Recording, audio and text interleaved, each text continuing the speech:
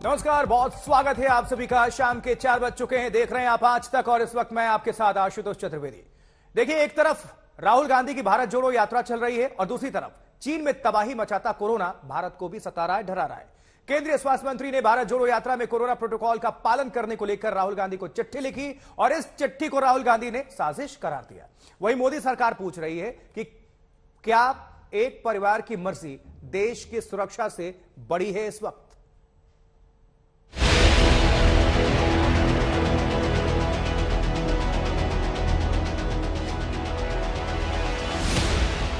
यात्रा बंद करो, कोविड फैल रहा है, सब बहाने हैं।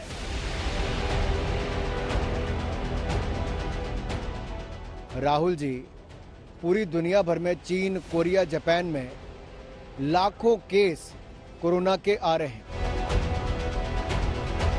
शक्ति से, हिंदुस्तान की सच्चाई से ये लोग डर गए हैं।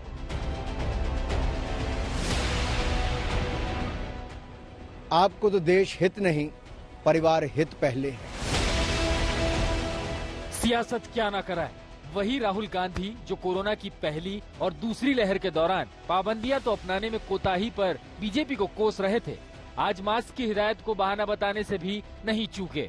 हालांकि इस बयान के अगले दिन कांग्रेस नेता जयराम रमेश भारत जोड़ो यात्रा में मास्क लगाए नजर आए, लेकिन राहुल गांधी ने मास्क लगाने की जरूरत नहीं समझी। देश और दुनिया के तमाम एक्सपर्ट भीड़ भाड़ में मास्क लगाने की सलाह दे रहे हैं। सरकार ने भी एडवाइजरी में यही सलाह दी है, लेकिन भारत जोड़ो यात्रा के दिल्ली अध्याय में इसका पालन दूर दूर तक होता नजर नहीं आया। लिहाजा राहुल गांधी और सरकार के बीच सियासी वार पलटवार का नया दौर शुरू हो गया है। आपने टीवी पे नहीं देखा होगा, मगर इंटरनेट पे देखा होगा। इसमें हिंदू, मुस्लिम, सिख, ईसाई सारे के सारे चल रहे हैं, हर जात के लोग चल रहे हैं, इसमें अमीर लोग चल रहे हैं, गरीब लोग चल रहे हैं, किसान, मजदूर, हर भाषा बोलने के लोग चल रहे हैं। और आपको इस यात्रा में नफरत नहीं दिखाई देगी। इस यात्रा में आप पूछे, किसी से पूछिए, क्या इस यात्रा में आपसे आपका धर्म पूछा गया? क्या इस यात्रा में आपकी जात पूछी गई? क्या आपको धमकी दी गई? तो टुकड़े टुकड़े गैंग चल रही है, उनके समर्थक चल रहे हैं। जो देश का नामो निशान मिटाने की सोचते हो, वो भारत जोड़ने की बात ही कैसे कर सकते हैं। जिनकी यात्रा में नफरत का बीज बोने वाले हों, वो मोहब्बत की दुकान खोलने की बात ही कैसे कर सकते हैं। राहुल जी, पूरी दुनिया भर में चीन, कोरिया, जापान में लाखों केस कोरोना के आ रहे हैं। अस्पतालों के बाहर लंबी कतार लगी है, शवों का ढेर लगा है, लेकिन आपको देश की सुरक्षा नहीं, आपको तो देश हित नहीं, परिवार हित पहले है।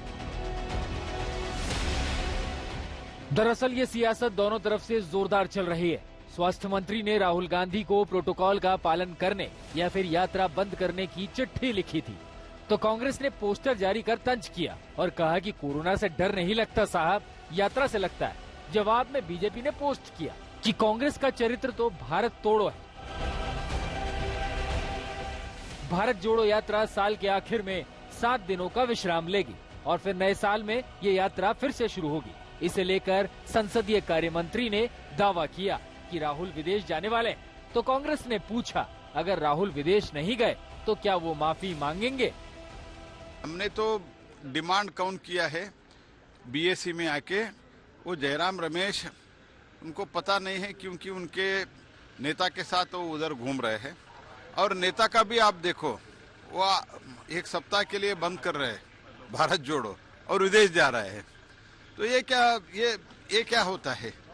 ये 1 सप्ताह के लिए भारत जोड़ो भी बंद करके विदेश जाने का सोच रहे हैं। जहाँ तक देश विदेश का बात है तो उसका हम जवाब भी नहीं देना चाहते हैं। कल जयराम जी ने एक अच्छी बात कही है, उन्होंने कहा है कि अगर ऐसा होगा तो प्रहलाद जोशी जो है, अगर नहीं होगा तो प्रहलाद जोशी माफी मांगेगा, अगर होगा तो हम माफी मांगेंगे। इसके लिए बीजेपी तैयार है, माफी मांगेगी पब्लिकली। ये पहले दिन से जो है ना उसका तरीका है कि विपक्ष के किसी भी नेता को बदनाम करना, ताकि जनता के सामने ना कोई विकल्प ना दिखाई दे। और जनता के सामने जब कोई विकल्प नहीं दिखाई देगा तो लोग मजबूरी में भाजपा के साथ रहेंगे। तो मजबूरी में जो है लोगों को भाजपा के साथ रहने की जरूरत नहीं है। अब जहां तक बात कोरोना प्रोटोकॉल की है, तो भारत जोड़ो यात्रा पर निशाना साधने वाली बीजेपी ने राजस्थान में अपनी यात्रा पर 2 घंटे में ही पलटी मार दी।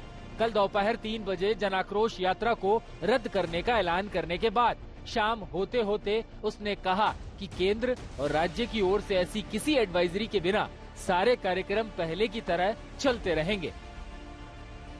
साफ है कि पार्टी कोई भी हो, कोरोना की गंभीरता से ज्यादा सहूलियत की सियासत हावी है।